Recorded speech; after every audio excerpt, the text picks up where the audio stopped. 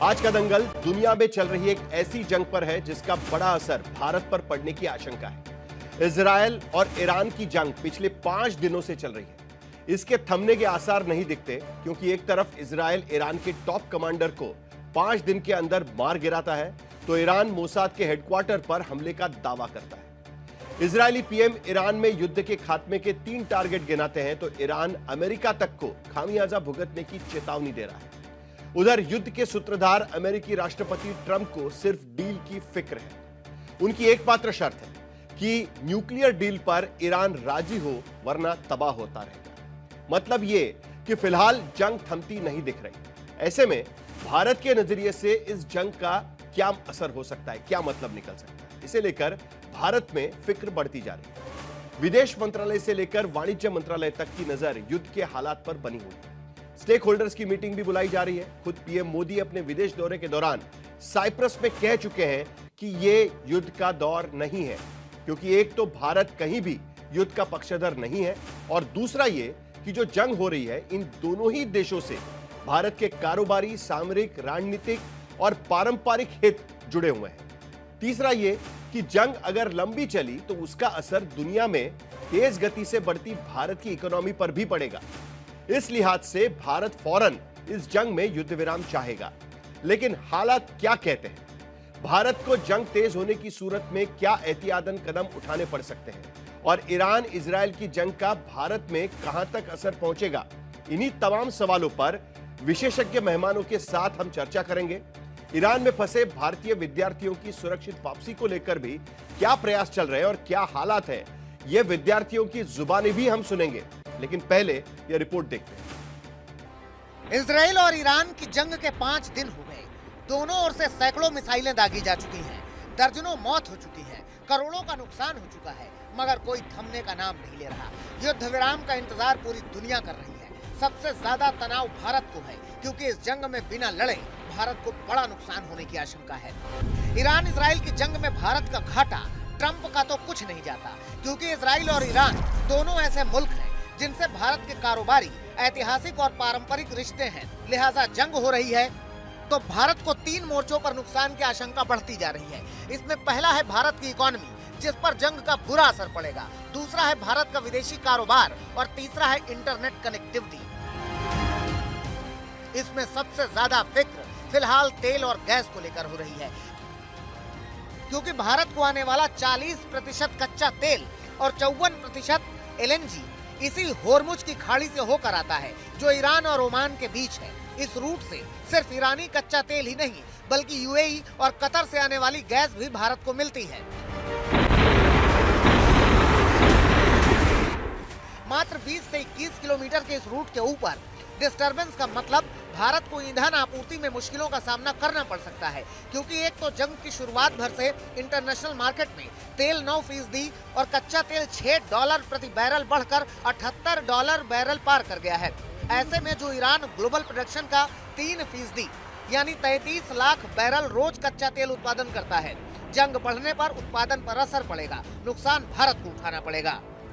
किसी प्रकार की कॉन्फ्लिक्ट होती है, किसी प्रकार की अस्थिरता आती है, तो उसका इम्पैक्ट सीधा ऑयल प्राइसेस पर, एनर्जी प्राइसेस पर पड़ता है। और खासकर अगर मिडिल ईस्ट में आ रही है तो बड़ा स्वाभाविक है कि जो मिडिल ईस्ट से हमारा जो तेल हम लेते हैं, खरीदते हैं, उस पर इम्पैक्ट पड़ेगा, और ग्लोबल एनर्जी प्राइसेस पर इम्पैक्ट पड़ेगा, क्योंकि मिडिल ईस्ट इतना बड़ा स्रोत है एनर्जी का।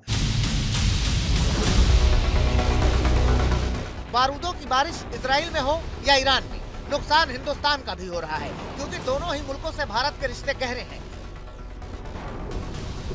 भारत अगर ईरान को $124 करोड़ का निर्यात और $44 करोड़ का आयात करता है, तो इजराइल को भी $215 करोड़ का निर्यात और $161 करोड़ आयात करता है।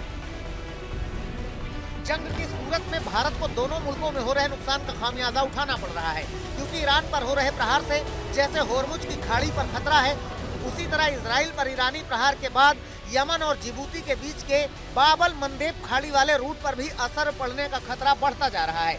लाल सागर से गुजरने वाली इस रूट से दुनिया का 30% कंटेनर ट्रैफिक और 12% ग्लोबल कारोबार होता है।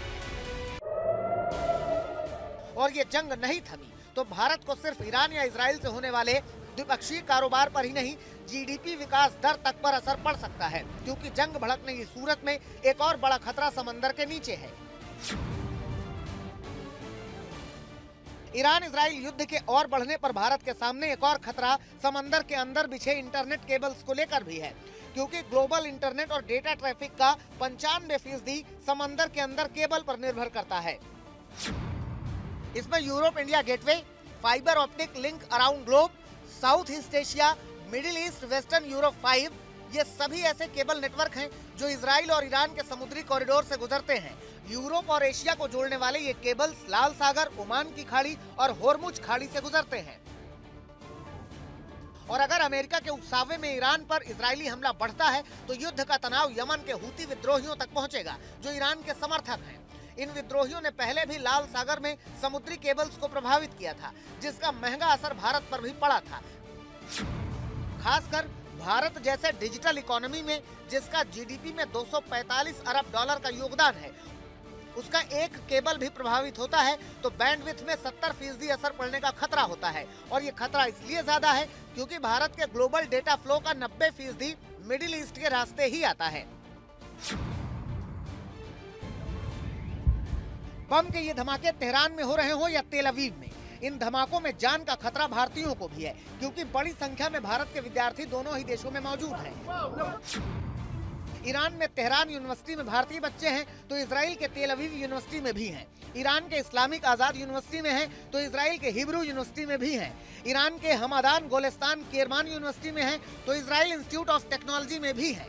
ईरान के मेडिकल कॉलेजों में 1500 से 2000 भारतीय विद्यार्थी हैं तो इजराइल के कॉलेजों में भी 1200 से 1500 विद्यार्थी हैं। इजराइल में हो रहे धमाकों में जान जाने का जोखिम थोड़ा कम है, लेकिन ईरान में भारतीय विद्यार्थी जख्मी होने लगे हैं। ईरान की जंग में फंसे भारतीय विद्यार्थियों को निकालने के लिए हवाई रास्ते का विकल्प बंद है, क्योंकि ईरान ने एयर स्पेस बंद कर रखा है। समुद्र के रास्ते भी फिलहाल रेस्क्यू मुश्किल है, क्योंकि बंदर अब्बास बंदरगाह अभी बन रहा है। ऐसे में जमीनी रूट से अजरबैजान बॉर्डर से निकालने का विकल्प खुला है और दूसरा अफगानिस्तान बॉर्डर से जमीनी रूट मौजूद है। खबर है कि उर्मिया यूनिवर्सिटी के 110 विद्यार्थियों ने सुरक्षित आर्मेनिया बॉर्डर पार कर लिया है, जो येरवान से दिल्ली के सफर पर निकलने वाले हैं।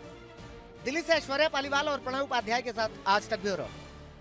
तो मध्य एशिया में जब भी इस तरीके की घटनाएं होना शुरू हो जाता है, एक युद्ध जैसी स्थिति पैदा होती है, तो भारत के लिए जाहिर सी बात है कि खतरा मंडराना शुरू हो जाता है, खास करके भारत की इकोनॉमी को लेकर। और यहां पर तो भारत के स्टूडेंट्स भी वहां पर फंसे हुए हैं।